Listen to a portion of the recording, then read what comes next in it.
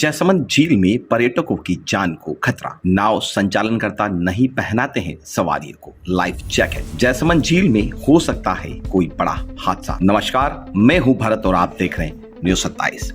जैसा कि आप सभी को पता है कि जैसमंद झील की गहराई 87 किलोमीटर, जिसे 34 वर्ग मील भी कहा जाता है।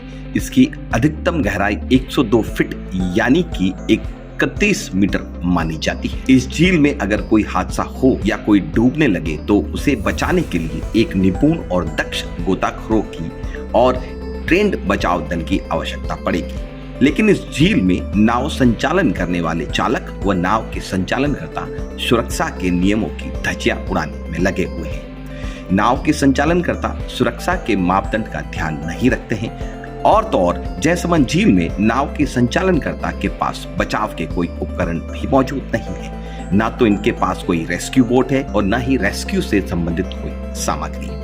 नाव चलाने वाले संचालनकर्ता नाव में बैठने वाली सवारियों को लाइफ जैकेट तक नहीं देते हैं, और अगर कोई लाइफ जैकेट की मांग करता है तो उसको बिना लाइफ जैकेट के बैठने की सलाह दे देते हैं।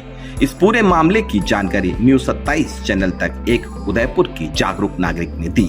न्यूज़ 27 को जब जानकारी देते हुए ये पता लगा कि नाव में बैठने से पहले नाव संचालनकर्ता से लाइफ जैकेट के बारे में पूछा गया तो ये कहा गया कि बैठना है तो बैठो, नहीं तो चले जाओ।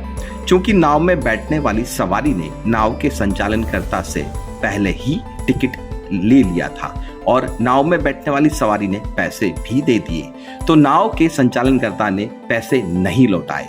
जिस पर जागरूक नागरिक ने शिकायत करने की बात कही तो नाव के संचालनकर्ता ने कहा कि प्रधानमंत्री को भी शिकायत लगा दूं, कोई फर्क नहीं पड़ेगा, सारा काम पैसों से होता है।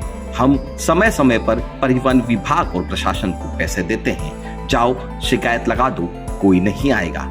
तो इस पर उस जागरूक नागरिक ने बिना लाइफ जैकेट के ही नाव में सवारी की। नाव में बिना लाइफ जैकेट के जैसमंद झील में घूमने से सवारी को डर तो लग ही रहा था, लेकिन नाव के संचालनकर्ता तो और भी खतरा मोल ले रहे थे, जो कि जैसमंद झील के बीचों बीच एक नाव से दूसरी नाव में सवारियों को इधर से उधर भेज रहे थे। इस पर जागरूक नागरिक ने उसका वीडियो बनाकर न्यूज़ 27 तक पहुंचाया। चलिए आपको भी दिखाते हैं वह वीडियो।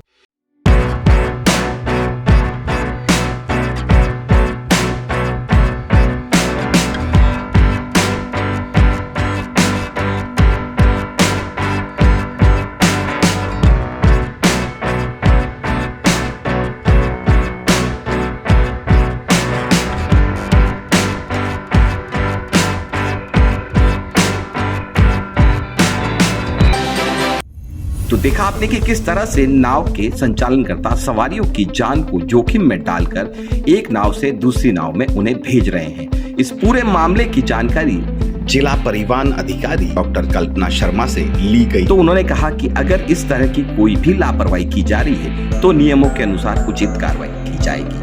वहीं दूसरी तरफ जागरूक नागरिक ने कहा कि अगर परिवहन विभाग और संबंधित प्रशासन इस पर कोई ठोस कार्रवाई नहीं करता है तो उसे मजबूरन न्यायालय का दरवाजा खटखटाना पड़ेगा। अब देखने वाली बात यह है कि परिवहन विभाग इस लापरवाही पर कोई ठोस कदम उठाएगा या फिर किसी बड़े हादसे के बाद ही विभाग की नींव टूटेगी।